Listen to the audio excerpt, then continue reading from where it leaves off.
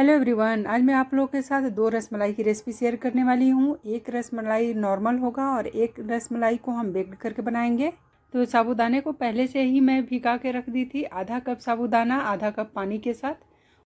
3 से 4 घंटे में साबूदाना अच्छे से फूल जाता है और साबूदाना अच्छे से फूल गया है तो इसको हम साइड में रख देंगे।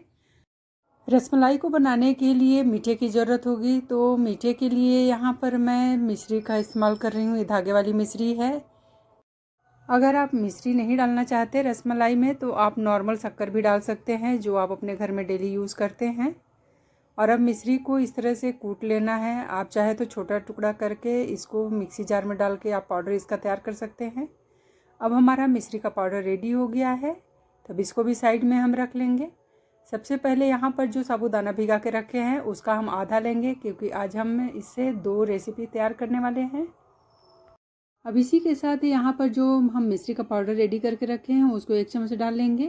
2 चम्मच मिल्क पाउडर इसमें मिक्स करेंगे, क्योंकि मिल्क पाउडर डालने से इसका टेस्ट और भी अच्छा हो जाता है। सारी चीज़ों को डालने के बाद अच्छे से इसको मिक्स कर लेना है। अभी ये ड्राई दिख रहा है, लेकिन आप इसको जैसे जैसे मसलते हुए मिक्स करेंगे वैसे वैसे इसका शक्कर वाटर रिलीज़ करते जाएगा। अब सारी चीज़ों को मिक्स करने के बाद आप देख रहे हैं कि थोड़ा सा स्टिकी भी दिख रहा है, तो हमें इस तरह से पेड़े की तरह तैयार कर लेना है, या तो गोल गोल तैयार कर लेना है। और अब तैयार करने के बाद अब चलिए रबड़ी हम तैयार कर लेते हैं। तो सबसे पहले कढ़ाई में थोड़ा सा पानी डाल लेना है। पानी डाल लेने से दूध चिपकता नहीं है। और मैं यहाँ पर 1 लीटर दूध ले रही हूँ। आपको जितने क्वान्टिटी में बनाना हो आप उतना क्वान्टिटी ले सकते हैं दूध का। दूध को उबलते हुए 5 मिनट हो गया है, तो अब इसमें कुछ भुना हुआ नट्स हम डाल लेंगे। आप अपने चॉइस का कोई भी नट्स इसमें डाल सकते हैं, या तो इसको स्किप भी कर सकते हैं। अगर आप ना डालना चाहें तो ना डालें।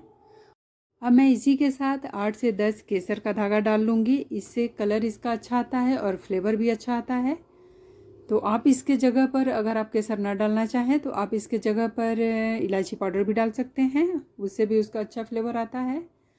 और अब काफ़ी थिक हो गया है, आधा बच गया है दूध हमारा गाढ़ा होते हुए। तो अब इसमें जो हम पेड़ा तैयार करके रखे हैं साबूदाने का, उसको एक एक करके इसमें डाल लेना है।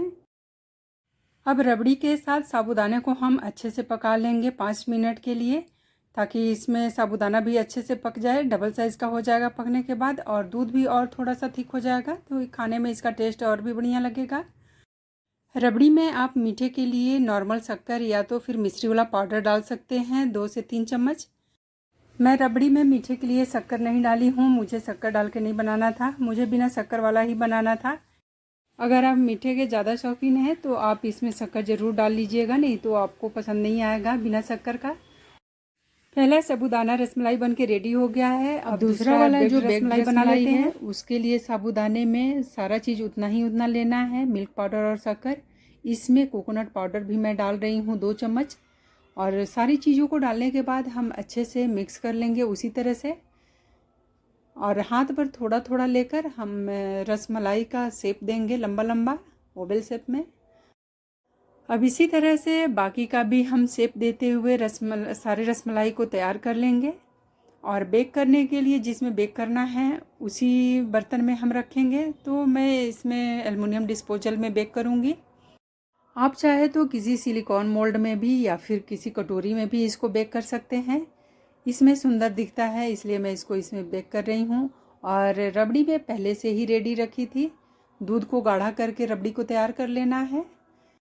अब रबड़ी को हम सारे रसमलाई में अच्छे से डाल लेंगे, ताकि बेक करने के बाद ये ड्राई ना हो, क्योंकि साबूदाना है तो ये पकने के बाद फूलेगा भी।